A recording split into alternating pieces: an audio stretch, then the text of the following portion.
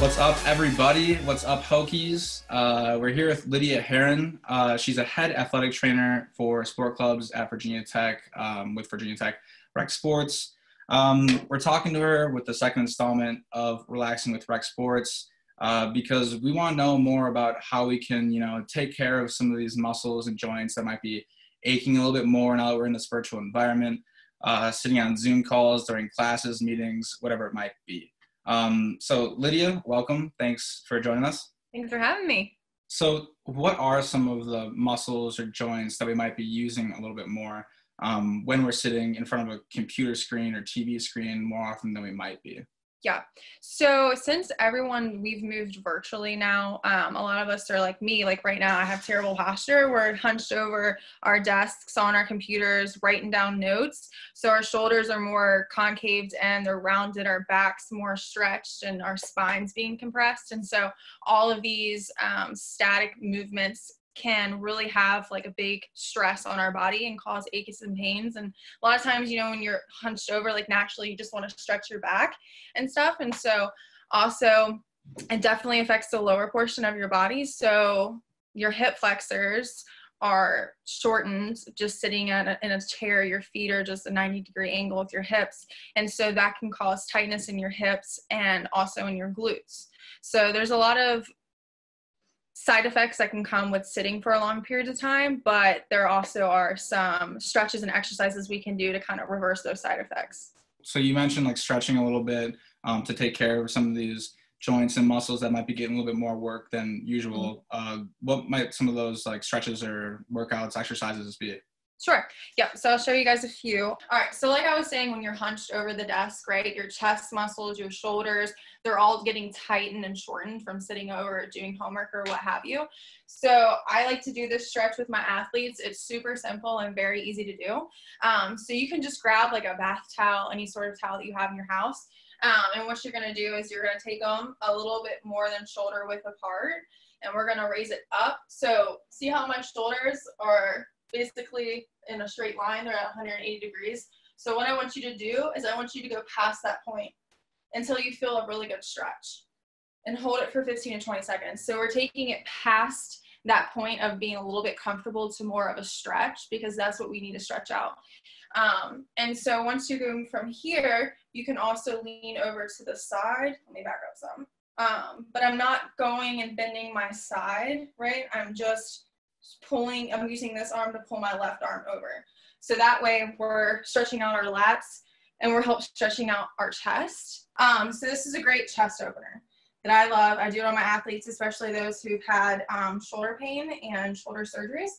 So what you're gonna do is your elbow is gonna be 90 degrees with your shoulder, and you're gonna put it on the outside or inside of your doorway, whichever way you're standing. My feet are shoulder width apart. And the whole purpose of this is I want to do this motion, right? I want to pull away from the wall. So if I do that motion, I'm twisting and twisting away from the wall.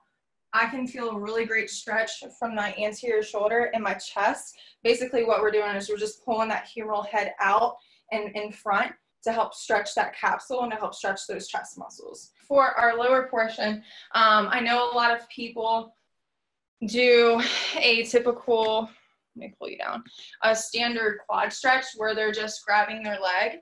I personally don't think that that's useful whatsoever.